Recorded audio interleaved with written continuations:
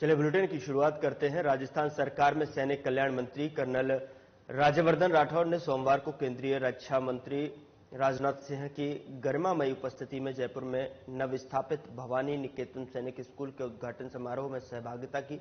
साथ ही प्रदेशवासियों को हार्दिक बधाई और अनंत शुभकामनाएं दी। वहीं कर्नल राज्यवर्धन राठौड़ ने नवस्थापित सैनिक स्कूल जयपुर की सौगात देने के लिए केंद्रीय रक्षा मंत्री राजनाथ सिंह का आभार जताया। वहीं कर्नल राज्यवर्धन राठौड़ ने कहा कि संपूर्ण राजस्थान को एक और ऐतिहासिक सैनिक स्कूल की सौगात मिली है। ये हम सभी के लिए गर्व का पल है। ये स्कूल देशभक्त युवाओं को सशस्त्र बलों में शामिल होने और मातृभूमि की सेवा करने के लिए उचित मार्गदर्शन प्रदान करेगा।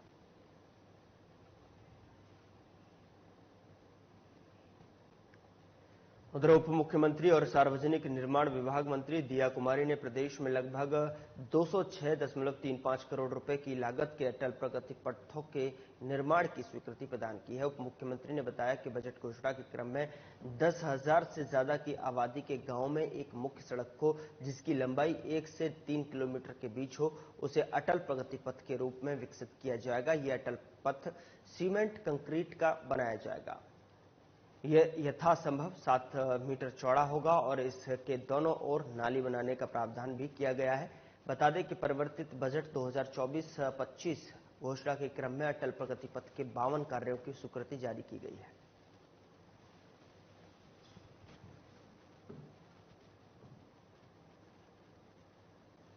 उधर भजनलाल सरकार ने सोमवार को बड़ा प्रशासनिक फेरबदल करते हुए 183 आरएएस अधिकारियों का तबादला कर दिया है। कार्मिक विभाग ने सूची जारी की है और सभी अधिकारियों को तुरंत नए पदों पर कार्यभार ग्रहण करने के निर्देश दिए हैं।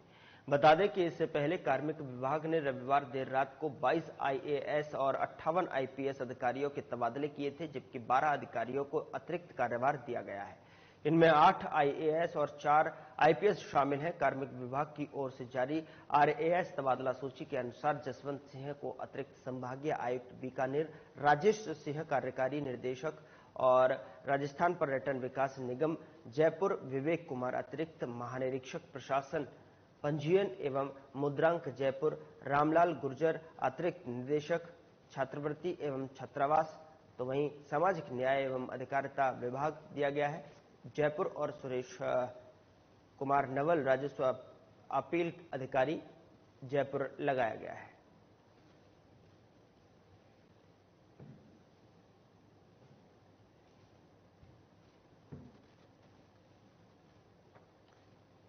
बता दें कि इससे पहले कार्मिक विभाग ने रविवार देर रात 22 आईएएस और 58 आईपीएस अधिकारियों के तबादले किए थे, जबकि 12 अधिकारियों को अतिरिक्त कार्यभार दिया गया था। इनमें 8 आईएएस और 4 आईपीएस शामिल हैं। कार्मिक विभाग की ओर से जारी आरएएस तबादला सूची के अनुसार जसवंत सिंह को अतिरिक्त संभागीय आयुक्त बीकानेर, राजेश सिंह को जो है कार्यकारी निदेशक बनाया गया है। साथ ही साथ जयपुर और सुरेश कुमार नवल राजस्व अपील अधिकारी के साथ जयपुर लगाया गया है।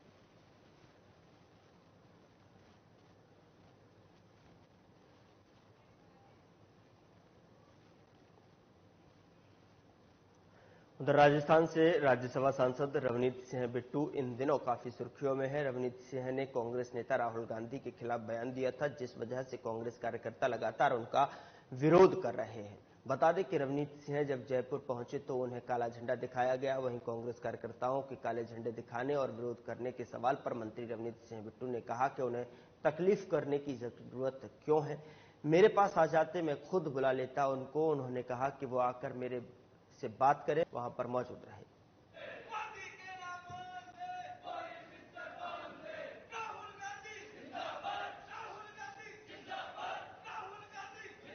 खिलाफ कांग्रेस प्रत्याशी जो प्रत्याशी नेमीचंद और मीडा ब्लॉक अध्यक्ष पोरस साहू के नेतृत्व में यह विरोध प्रदर्शन देखने को मिला है। तस्वीर आपके सामने है, जहां पर कांग्रेस कार्यकर्ताओं ने राहुल गांधी के लिए दिए बयान की निंदा की है और इस दौरान सैकड़ों कार्यकर्ता जो है यहां पर मौजूद रहे।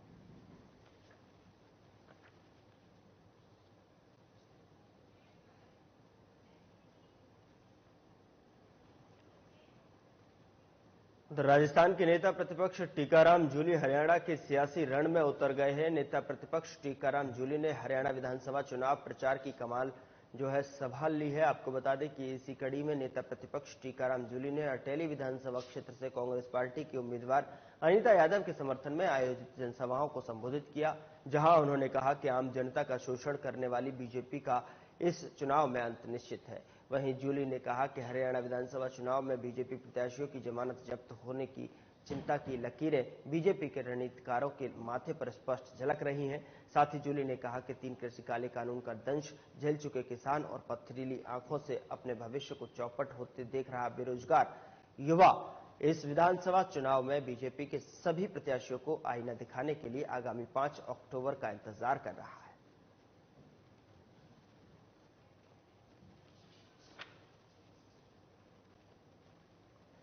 उधर गढ़ी परतापुर नगरपालिका क्षेत्र में बांसवाड़ा जिले का दूसरा सबसे बड़ा हॉस्पिटल परतापुर सामुदायिक स्वास्थ्य केंद्र में डेंगू, मलेरिया जैसी मौसमी बीमारियों को लेकर मरीजों की संख्या लगातार बढ़ती जा रही है। अस्पताल में मरीजों की लंबी कतारें देखने को मिल रही हैं। दिन में करीब 400 ओपीडी रोजाना आ रही हैं, लेकिन अस्पताल में पर्याप्त बेड नहीं होने के चलते मरीजों को परेशानी का सामना करना पड़ रहा है। एक बेड पर 2-2 मरीजों को सलाइन वाटर चढ़ाया जा रहा है, जिसकी वजह से सरकार और स्वास्थ्य विभाग के वादे खोखले साबित होते नजर आ रहे हैं। और वहीं दूसरी ओर नगरपालिका की बात करें तो क्षेत्र में जगह जगह गंदगी के अंबार लगे हुए हैं, जिस कारण डेंगू और मलेरिया जैसी घातक बीमारियों के मच्छर पनप रहे हैं, जिसके चलते लोगों ने प्रशासन से क्षेत्र में दवाई का छिड़काव करवाने की अपील की है। डेंगू हो गया है तो उसके लिए आज 3 दिन से यहाँ पर आई हूँ मैं। अच्छा, कैसा इलाज चल रहा है यहाँ पे? इलाज तो डॉक्टर अच्छे से कर रहे हैं, लेकिन यहाँ की जो व्यवस्था है वो सही नहीं है। एक बेड पे 2-2 पेशेंट को ड्रिप चढ़ाई जा रही है। अच्छा, उससे कहीं कहीं परेशानी हो रही है? परेशानी बहुत ज्यादा हो रही है। बांसवाड़ा के बाद में ये जो पहला है परतापुर, जो उसमें बड़ा है हॉस्पिटल अपना, लेकिन यहाँ पे व्यवस्था सही नहीं है। ऐसे में अपने यहाँ ही नहीं पूरे हिंदुस्तान में सब जगह मरीजों की संख्या अचानक बढ़ गई है और ये अभी पिछले कुछ समय से चल रहे हैं, जिसमें खास करके सर्दी, जुकाम, खांसी, निमोनिया, उल्टी दस्त के केसेस ही चल रहे थे। अभी पिछले 1 हफ्ते में डेंगू के केसेस भी आने लगे हैं, मलेरिया के केसेस अभी नहीं आ रहे। वर्तमान में डेंगू का इतना भयानक बीमारी चल रही है, इसकी वजह से लोग बहुत बीमार भी पड़ रहे हैं, परेशानी हो रही है। और मेरा ये कहना है कि पूरे नगर पालिका क्षेत्र में साफ सफाई को लेकर थोड़ी लचीलापन आ रहा है। वार्डों में साफ सफाई नहीं हो रही, नाले थोड़े बहुत भरे हुए हैं, तो इसकी वजह से मेरा ये अनुरोध है कि नगर पालिका प्रशासन पूरे नगर पालिका क्षेत्र में डेंगू के लिए एक दवाई का फोक के उधर जोधपुर ग्रामीण जिले के शेरगढ़ में सोमवार को किशोर किशोरी सशक्तिकरण कार्यक्रम के तहत 2 दिवसीय गैर आवासीय प्रशिक्षण का शुभारंभ किया गया। व्यवस्थापक दिलीप कुमार मीना ने बताया कि केंद्र सरकार और राज्य सरकार की ओर से निर्धारित लक्ष्य को लेकर सभी बालिकाओं को नामांकन, ठहराव और 100% ट्रांजिशन के लिए प्रशिक्षित किया जा रहा है। साथ ही आपको बता दें कि जीवन कौशल शिक्षा के तहत किशोर किशोरी सशक्तिकरण कार्यक्रम के माध्यम से जेंडर समानता और समता सुनिश्चित करना आवश्यक है। इसके लिए राष्ट्रीय शिक्षा नीति 2020 में भी किशोर किशोरियों ने जो है समस्या समाधान, तार्किकता, संज्ञानात्मक विकास, जेंडर समानता और समता पर विशेष बल दिया गया है।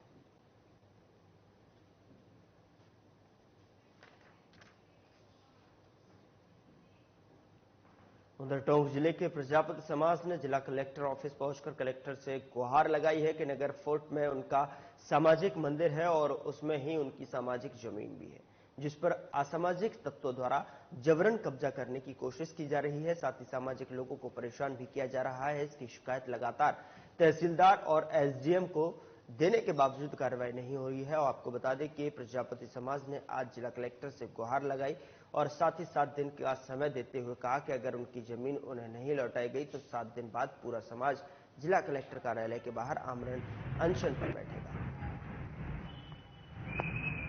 नगर फोर्ट में हमारा जो है सामाजिक मंदिर है और सामाजिक मंदिर पे जो जमीन है उस पे हमारे कोर्ट द्वारा, न्यायालय द्वारा फैसला हमारे समाज के अनुरूप हुआ है, लेकिन कुछ तथाकथित लोग जो है असामाजिक तत्वों द्वारा जबरन कब्जा करना चाह रहे हैं और आए दिन हमारे लोगों को प्रताड़ित कर रहे हैं।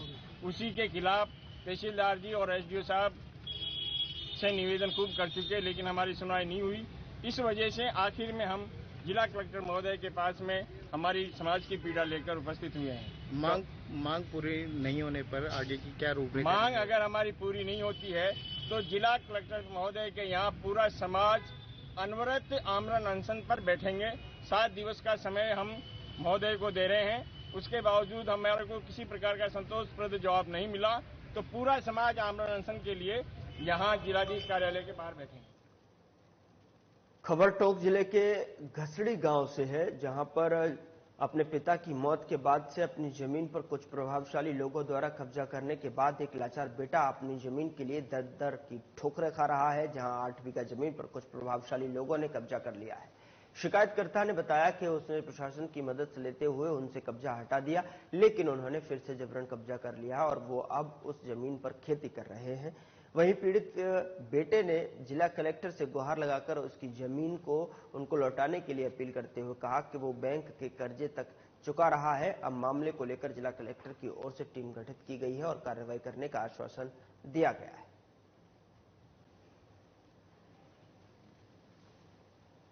तो 8 बीघा जमीन पर कुछ प्रभावशाली लोगों ने जो है कब्जा कर लिया है। शिकायतकर्ता ने बताया कि उसने प्रशासन की मदद लेते हुए उनसे कब्जा हटा लिया, लेकिन उन्होंने फिर से जबरन कब्जा कर लिया है और वो अब उस जमीन पर खेती भी कर रहे हैं। वहीं पीड़ित बेटे ने जिला कलेक्टर से गुहार लगाकर उनकी जमीन वापस लौटाने का अनुरोध किया है।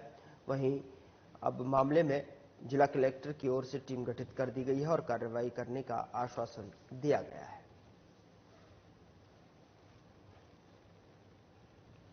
समस्या ये है कि 2018 में मेरे पिताजी के एक्सपायर होने के बाद गांव के कुछ प्रभावशाली लोगों ने मेरी जमीन पर कब्जा कर लिया।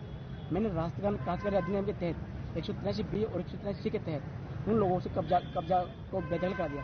उसके बाद भी वो प्रभावशाली लोग हैं, उन्होंने वापस मेरी जमीन पर कब्जा करके फसल काश्त करते हैं और वर्तमान में बैंक का कर्जा, हर प्रकार का कर्जा मैं चुकाता हूँ और पैदा वो लोग खाते हैं। आज भी मैं कलेक्टर मैडम से मिलकर मैंने पूरी समस्या का समाधान बताया कि आप मेरी समस्या का समाधान कीजिए और इन लोगों को आप बेदखल करिए और मुझे मेरी जमीन दिलाइए और इन लोगों से जितनी 4 साल में इन लोगों ने मेरी जमीन पर अवैध रूप से फसल काश्त की थी उसका हर्जाना मुझे दिलाइए।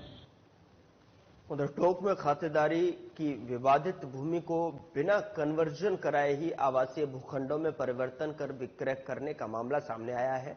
एक परिवार की ओर से जिला कलेक्टर से गुहार लगाकर मांग की गई है कि उनकी भूमि जो कि विवादित है, न्यायालय में उसका मुकदमा चल रहा है, उसमें कुछ भूमाफियाओं द्वारा एक आवासीय कॉलोनी काटकर भूखंड बेचे जा रहे हैं, जिससे आम जनता को ठगा जा रहा है। साथ ही कॉलोनी को नगर परिषद से अप्रूव्ड बताया गया है, लेकिन ऐसा कुछ नहीं है। शिकायतकर्ता ने जिला कलेक्टर से ज्ञापन देकर जो है भूमाफियाओं पर कार्रवाई करने की मांग की है। वहीं जिला कलेक्टर ने आश्वासन देते हुए नगर परिषद आयुक्त को पत्र लिखकर संबंधित शिकायत पर कार्रवाई करने का आदेश दिया है।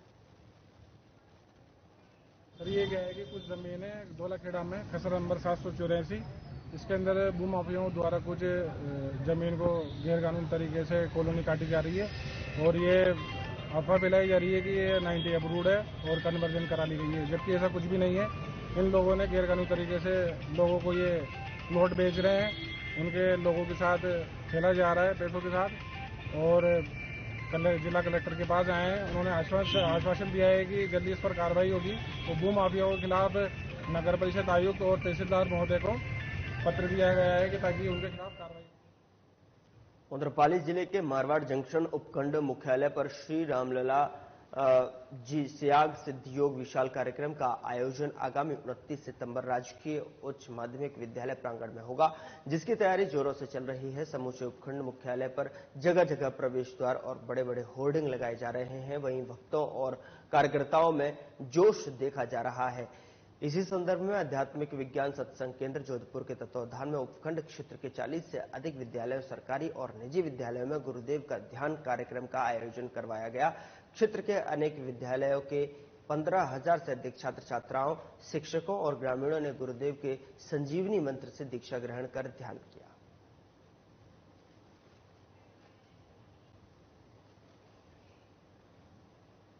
उधर पश्चिमी राजस्थान के सबसे बड़े जवाई बांध में पानी की आवक जारी है। मंगलवार सुबह तक जवाई का गेज 55.45 फीट हो गया। वहीं जवाई के सहायक सेई बांध से पानी की आवक लगातार जारी होने से गेज बढ़ रहा है। बताया जा रहा है कि जवाई बांध अब सिर्फ 6 फीट खाली है। बांध की कुल भराव क्षमता 61.25 फीट की है। जवाई बांध से इस बार जो है किसानों को 4 पाड़ पानी मिलना तय दिखाई दे रहा है। वहीं जवाई बांध भराव क्षमता और बढ़ने से जिले वासियों और किसानों के चेहरों पर रौनक दिखाई दे रही है।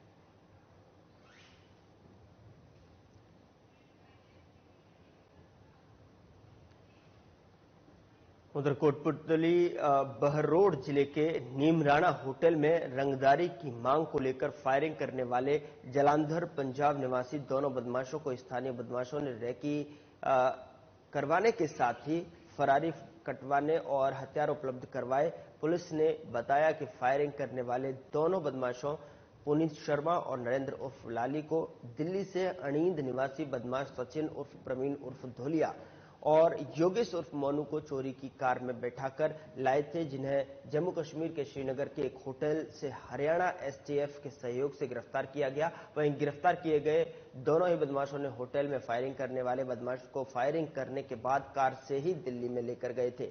दिल्ली में बदरपुर बॉर्डर के पास उनकी कार खराब हो गई तो बदमाशों ने फायरिंग करने वाले दोनों बदमाशों को गैंग के अन्य बदमाशों के साथ दूसरी कार में भेज दिया और खुद श्रीनगर चले गए, जहां से पुलिस ने उन्हें गिरफ्तार कर लिया है। 8 तारीख को एक हमारे हाईवे पे होटल हाईवे किंग है नीमराणा में, वहाँ पे सुबह 6 बजे फायरिंग हुई थी। उसकी सूचना मिली तो हमारी पूरी टीम, हमारे ऑफिसर सभी वहाँ पहुँचे। हमने उसी दिन से हमारा टीमें गठित करके हमारा काम शुरू कर दिया था। उस दिन हमने जो फुटेज मिले उस आधार पे हमने ये जो 2 मेन शूटर्स थे जो आए थे ये घटना कारित करने के लिए, हमने उनको उसी समय आइडेंटिफाई भी कर लिया था। आइडेंटिफिकेशन में ये 2 शूटर्स थे, उनका नाम निकल के आया पुनीत और नरेंद्र, जो दोनों ही जलंधर पंजाब के रहने वाले थे। उसमें ये निकल के आया कि इनको 2 लड़के हैं जो मांडन इलाके के ही हैं, अड़िन के रहने वाले। उन्होंने इनको काफ़ी एड किया है, इनफैक्ट उनको यहाँ तक लाने में और यहाँ से वापस घटना के बाद में भगवाने में उनको और गाड़ी प्रोवाइड करवाने में उन लोगों को एड दी है जो शूटर्स आए थे बाहर से। तो उनको हमने, हमारी पूरी टीम ने बहुत प्रभावी कार्रवाई करते हुए और इन दोनों आरोपियों को बिल्कुल अरेस्ट कर लिया है। खबर अलवर से है, जहां खेड़ली क्षेत्र के गांव दारोदा में गेहूं चोरी करने के आरोप में 2 लोगों को मुंह काला कर गांव में घुमाने और पीटने के मामले में वीडियो वायरल होने के बाद पुलिस हरकत में आ गई, जिसको लेकर पुलिस ने गांव दारोदा में आरोपियों की धरपकड़ के लिए दबिश दी, लेकिन पुलिस आरोपियों को गिरफ्तार करने में नाकाम रही। मामले को लेकर पीड़ित की मां ने शिरडी थाने में 19 लोगों के खिलाफ रिपोर्ट दर्ज कराई। मामला दर्ज होने के बाद उसी दिन पुलिस ने 4 आरोपियों को गिरफ्तार कर लिया, लेकिन उसके बाद आरोपियों के खिलाफ कोई कार्रवाई पुलिस की ओर से नहीं की गई। इसी दौरान 22 सितंबर को सोशल मीडिया पर उक्त प्रकरण का एक वीडियो वायरल हो गया है। आपको बता दें कि जिसके बाद लोग कानून व्यवस्था को लेकर सवाल खड़े करने लगे, जिसके बाद स्थानीय पुलिस प्रशासन ने आरोपियों की गिरफ्तारी को लेकर गांव दरोदा में दबिश दी, लेकिन आरोपियों को नहीं मिलने पर जो है पुलिस को खाली हाथ लौटना पड़ा। फिलहाल पुलिस मामले में आरोपियों को उनके रिश्तेदारों और अन्य ठिकानों की जांच कर रही है, जिससे उन्हें गिरफ्तार किया जा सके।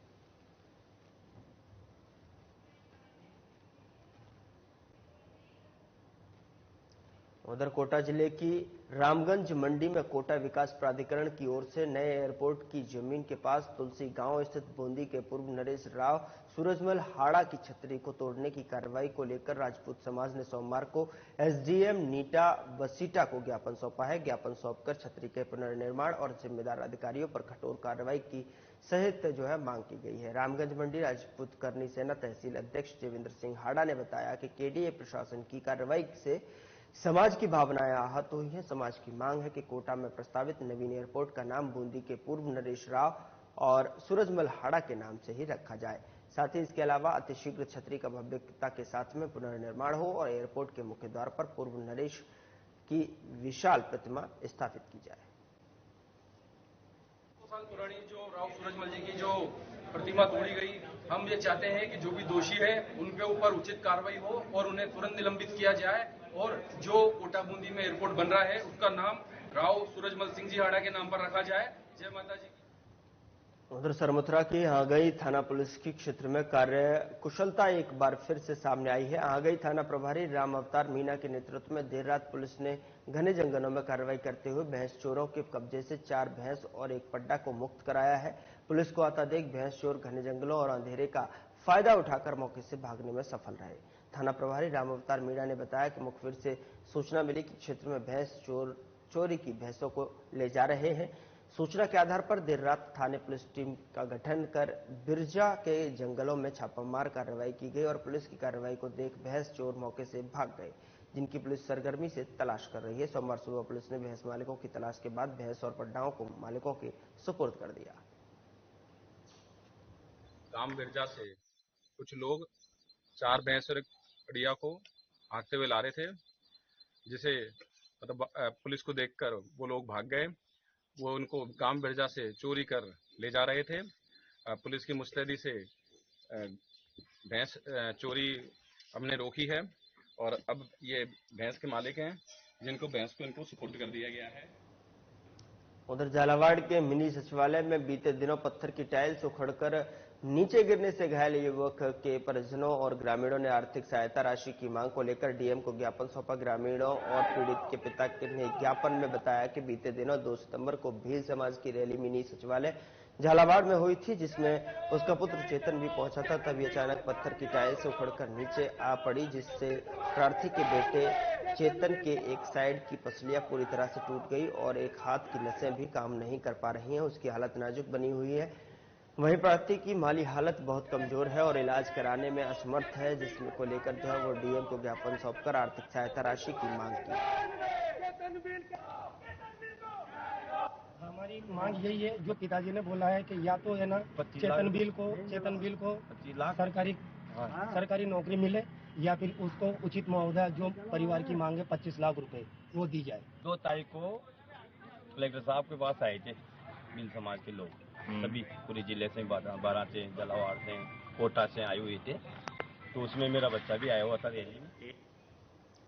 उधर राजगढ़ थाना क्षेत्र के ग्राम दुब्बी में छत से गिर जाने से एक व्यक्ति की मौत हो गई। छत की सूचना मिलने पर जो है परिजन घर पर पहुंचे, जहां पर उन्होंने घायल अवस्था में राजगढ़ चिकित्सालय पहुंचाया, जहां चिकित्सकों ने मृत घोषित कर दिया। हेड कांस्टेबल नरेंद्र कुमार ने बताया कि सूचना मिली कि दुब्बी निवासी कैलाश चंद्र पुत्र बोधन मीणा की छत से गिरने पर मृत्यु हो गई है। सूचना पर राजगढ़ चिकित्सालय पहुंचे, जहां मृतक के शव का पोस्टमार्टम करवाकर शव परिजनों को सौंप दिया है। मृत्यु के कारणों का पता एफएसएल रिपोर्ट आने के बाद पता लगे। कैलाश चंद पुत्र बोधन जाति मीणा उम्र 50 साल निवासी दुब्बी की छत से गिरने से मौत होगी, जिसके जरिए हॉस्पिटल पहुंचा। हॉस्पिटल से डॉक्टर साहब को पंचायत में कार्रवाई कर पोस्टमार्टम की कार्रवाई की जा रही है। मृतक की लाश उसके लड़के यश सर को दी गई। एफएसएल से रिपोर्ट आने पर प्राप्त होने पर। फिलहाल बुलेटिन में इतना ही। नमस्कार।